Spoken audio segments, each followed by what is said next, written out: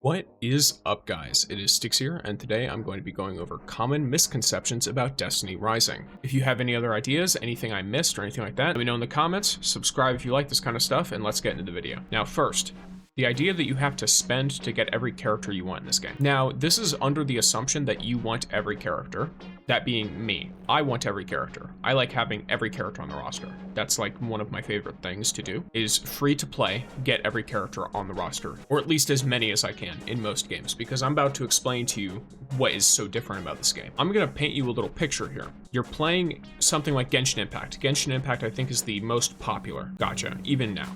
If you want a guaranteed, and I'm saying guaranteed, limited banner character, you need 160 wishes. The pity takes you to 80. The problem is you have a 50-50, a clean coin flip on whether you actually get the character you want. And if you fail, then you get some random standard banner character, not the one you wanted. You could have 3 billion of this character. In fact, there are situations when you could have this character have its constellations fully maxed out and you still pull them again. It might not even be the standard character you want. It could just be the same one over and over again. And then you have to put in another 80 wishes if you hard pity again to get the character you want. By my understanding, in Genshin, it's something like 60 to 70 draws before you hit the average for when most people would get the character. Like if you were to account for the people pulling it at 1 and the people who get hard pitied. However, with Rising, there's a couple things that are different here. First, you get less limited draws total. 100% you do. However, you also only need 60 of them to hit pity. In addition to that, there's no 50-50 system, meaning that if you want to get a guarantee of a character, you need 60 draws, that's it. You don't need 60 draws and then to have another 60 just in case that one is a 50-50 and you pull Ningfei instead of Estella. You just need the 60. And even then, I have seen, based on math people did with the alpha, the beta, and the current game, that it's somewhere around 40 is the average. So take it as me, I have been exactly on that average. It took me 51 draws to get Gwyn, and it took me 29 to get Estella. So that adds up to exactly 40. And me, currently, I have 17 limited draws just sitting waiting to be used that I am saving for the next character that comes out. I currently have something like 2 weeks for Gwyn's banner to finish, and then another 2 weeks for Estella's banner to finish. So assuming that they release a new character each time one of those drops, then I'm going to have a significant amount of time to save for each one. In addition to that, every week, because of maintenance, it looks like they're giving everyone like 100 or 200 Lumia leaves, which if they stop doing that, the community is going to complain. So they're probably going to keep doing that. There's also so many sources of Lumia leaves in-game. All of the exploration sources, the Go-Go Ghost minigame. Your daily bounties give you about 60, which is 1/3 of a draw. You also have the Calamity Ops, which gives you a ton of them. There's all of the Singularity stuff that gives a ton of Lumia leaves. There's so many events. There's the friendship invites, which if you don't know how to do that, you can literally just spam your invite code in like the mentor or new light chat, and someone's gonna put it in. It'll happen. You could also actually invite friends into the game. That works too. I could go into more specific methods. I could probably make a video on just going into every single way you can get Lumia leaves, but I don't want to take up the whole video. I know this is already going to be a long segment even before I'm editing it. For my second point is the thought that you have to have the best meta character every time one is released. I will take Gwyn and Estella as an example. Gwyn, I think, has better survivability, so depending on how they do this game, she might be consistently good for specific activities, but I know one thing to acknowledge with Estella is that she's a primarily DPS character. So unless they do consistent changes to how summons work over time, or they add like new artifact sets or something, she is going to be at the point she is right now only. Right now, you will notice that a ton of people run Estella because she does insane damage, because that's really the only thing she offers on a base level, aside from the not taunt, but the distractions that her summons will give, because enemies will sometimes randomly target them. It's not consistent, so don't expect it to be. Aside from this, her main thing is just going to be DPS. This puts her at risk of being like power crept, because Gacha Games, obviously, they want you to want new characters, so they're going to make as many of them look really cool as possible, and they're going to try to make them be as unique as possible. What that means is that the less unique that your character is that you're pulling for, the more likely they are to end up either being replaced or just having more competition, which makes them less unique on a general level. Because let's say Estella, for example, she's really visually unique. Her abilities are really visually unique, but her actual kit and what she offers to the team provides almost no utility at all. This means that mechanically, she's not very unique at all. The only thing that's particularly unique about her is that her light linked ability gives more damage if you stand still. This is going to be really nice for certain characters. As of now, most content can be done with Wolf, straight up. Wolf is so incredibly versatile, provides both a set of utility and an extreme self-sustain. He does great damage with his weapons, especially with the grenade launcher that infuses his super into it. He is absolutely amazing, straight up. That it's just, it is what it is, right? You do not need any of the limited 5-star characters right now. They will make things easier. I'm not going to tell you they won't, but you don't need any of them. So if you look at Gwen and you're like, I hate how she looks, I hate how she sounds, I hate how her kit works, whatever. You look at Estella, you think the same thing, don't pull for them. Save your draws. You don't have to get them. They're going to have some kind of unit that does the same damage or does more damage later. And in some people's opinions, Umiko is better anyway, and you can pull her on the standard banner. So just save your limited draws if you're not interested in either of the mythics. Now for the third point. This one's more like lighthearted, kind of funny that I thought. A lot of people still think that Destiny Rising is like a complete prequel. I see it in the game chat and in comments, and they're like, oh, look, we're gonna get so much lore in this game. I'm sorry to burst your bubble.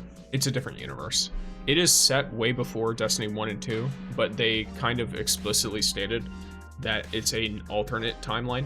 So realistically, you have plenty of surprises coming ahead of you, depending on how they do it. They might also, it would be really funny if they just completely ripped the Destiny original timeline, but just called it alternate anyway. I would find that great, but I really don't think they're gonna do that. Yeah. Now that I'm thinking about it, that would be really funny, especially with everyone yelling, Caver, don't go to Venus, don't go to the vault. Our sweet boy with his shield, it's not gonna work against the Vex. Well, it will work, but not for him. All right, so fourth one, a little bit more serious one, is that you can only play on a phone. Some people still don't realize that emulators exist, or they think that emulators are really bad and laggy. Like, I keep seeing people who are asking me, like, hey, what emulator do you use? Your emulator looks really good. Why are so many emulators so bad? And a lot of it is just finding the right emulator, right? Like, I'll tell you, I'm collaborating with Mumu Emulator, so do know that I have a link in the description, and I do benefit from this link. If you use this link to download it, I will benefit from that. So I want you to know that ahead of time. But I do also genuinely think Mumu Emulator is the best emulator on the market, especially for Destiny Rising, because it is made by NetEase, the same company that makes Destiny Rising. It's completely optimized for Destiny Rising. And this is likely why it's not going to have its own PC port, because it is optimized with Mumu Emulator. So when you run Mumu Emulator with Destiny Rising, you are basically already playing the PC port of Destiny Rising. So I highly recommend use that link. It's the official emulator for the game. It's completely free. It has no ads. It's not covered in ads or anything like that. And it's really simple to set up. All of the settings are really configurable. I had my own personal time just going through and looking at them. If you guys want me to put out a proper guide, because I know I did a settings guide for general emulators, like just in general, but if you want me to do something specifically for Mumu, I can show people how to download it using my link, and then show you how to go through all of the settings and what they do to my understanding. Just let me know if you want that. Now, fifth point, the game is pay to win. This is kind of a hard thing because you have to understand that there is a whole deal of pay to win. There's a whole spectrum. For example, in Destiny 2, if you buy an ornament for silver on a gun that makes it easier to hit your shots, is that pay to win? There's a big difference between something like that, or like I know in Dead by Daylight, you'll also have some skins make different sounds and that throws people off. So is that pay to win? And if you think that pay to win is just paying to have any advantage at all in the broad spectrum of the game, then yes, this game is pay to win. People who pay more are going to have higher talented 5-star characters. That's just the truth of it. Now, if you think, oh, the people who pay money are going to be the only ones who can compete in the contest raid, that is incorrect. Everything that you could buy is disabled. Everything that could be left up to luck is disabled in the contest raid. The only thing that matters, as far as I'm aware, is the actual thing that you have. Because right now, for example, if you want like mythic or exotic weapons, they're infinitely farmable. You can do as much as you want and you will get everything you want eventually, right? The characters have their own pity systems. The only system where it might be kind of pay to win is that if the raid requires a Yolder for contest mode, then she's harder to get than a limited character in a funny way, because at least for me, I don't have enough of the standard draws in order to guarantee a character yet. I'm like 20 off. The talents are completely disabled. Your artifact attributes, I believe, are like set to the lowest level or completely disabled. I don't remember. Either way, your god roll artifacts aren't going to matter. The base artifact is going to be the most important thing. All kinds of these measures put in place to ensure that the competition is even for all people playing the game. This also similarly applies in PvP modes. So in terms of direct competition with people, you are not going to get an advantage from spending more money in this game. You will, in everyday play, likely have a more convenient time, and you will also likely perform better in, like, if you're doing a strike, or I think Calamity Ops, it should be enabled. So like if you're doing Calamity Ops and you have a higher talent character or whatever, you will probably do more damage than another person using the same character who has a lower talent level, unless you are not great at playing the character, which sometimes that's a consequence of pay to win type stuff too. But yeah, generally, I don't consider this game to be pay to win in the way that a lot of people are saying it, which is spend money, instantly win the game. And no one who is free to play can compete with someone who is spending money. I definitely think it makes things easier. In addition to that, in terms of overall character power right now, the resource that is limiting most people's progression is based on a weekly resource. So even if you spend more money, you can't actually unlock more progression. Everyone, whether you're free to play or someone who spends an egregious amount of money on this game, we're all hard stuck at the same point right now. Sixth point, kind of similar to my first point, which is the thought that you can brick your account in this game. For those who are unaware, the term bricking your account is typically used in a game where you have like a limited energy resource. Mostly this is Gacha Games, but it's also something that applies to most mobile games in general, which is the idea that the game front loads you with a bunch of resources and then you waste them and then you brick your account. You would be better just starting over. That's not possible in this game, to be frank. Every single activity you can do, there are ones that can be considered more efficient. That is correct. But pretty much every activity you do in this game that costs energy is worth doing. The only exception, I think, is if you spent every drop of your energy doing Morgren's Lair and you did the enhancement prism one or the glimmer one. But even then, you would have such a stockpile of both of those things that you would never need to farm it again. So you would have a more convenient time anyway. You also don't get a ton of, I know a lot of Gacha games will give you like a physical item that gives you energy back. This game, as far as I'm aware, has not done that. Meaning that if you just restart your account, you're just starting over from scratch. You're not going to get some stockpile of resources that you can spend and do cool stuff with. You're just going to make it take longer to reach the point you want to reach, while also missing out on a lot of the starter events that if you have been playing since the start, you will have had access to and you will currently be benefiting from. In addition to this, most upgrades before you complete the New Light Handbook, I think all upgrades before you complete the New Light Handbook are refundable.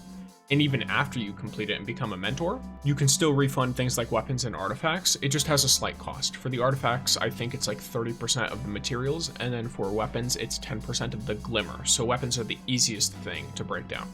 Oh, another little thing that I nearly forgot to mention here, the acclaim system. This forces you to level up multiple characters anyway. So if you level up in a character who you turn out to not like, or who turns out to not be very good, and it's past the point of being able to refund their resources, you don't really lose out because they're going to contribute to your acclaim anyway.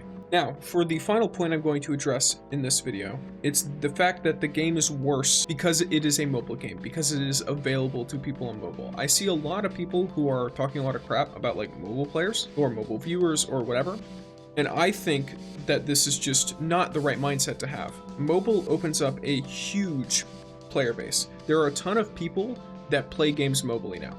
In addition to that, the amount of automated activities make it so even if you don't have access to your computer, if you are a computer player, you can still contribute both socially to your wolf pack or to general chats and stuff like that, as well as to your own progression by using things like the Iron Commander in order to spend your energy to get these tokens to send your units on automated missions, right? This is actually some of the most efficient way to get certain materials. Now, the fact that it's on mobile and the fact that you can access all the social stuff on mobile also means you can speak with the people in your clan and foster that community on mobile. You can speak to them more, you can be more interactive, and it generates a much more closer community because you have more access to it, especially within the clan system, the wolf packs. This also provides the huge amount of people who would never have otherwise touched a Destiny game, because Destiny games are console PC only, and they're also pretty expensive to get into. This game is free to play, guys. I know Destiny 2 is technically free to play, but there's absolutely no one who's gonna call that actually free to play. More like free to trial. I don't know, man. These people now have a pathway into the general lore, the characters, as well as potentially becoming invested in some of the older Destiny games. Destiny 1, I know, is one that people still look back on, and they think to some extent fondly of it as their first Destiny like console or PC experience. Even people who have started the game after it stopped getting updated. So this provides people that pathway that if they want to get invested, they want to get into those stories and get that lore, then they can. So definitely don't sleep on it. Like I said before, if you have anything you want to say, comment down below. Like the video if you liked it. Subscribe if you want to see what's coming next. I've gotten a tall guide popping up in 2 days, I believe. That one should be pretty good. I also have heard you guys want Umiko. I will be working on her and getting her leveled up and making sure I experiment with her with a bunch of builds, stuff that I see people use, maybe mix and matching, stuff that I think works out. We'll see. Thank you guys for watching, and peace.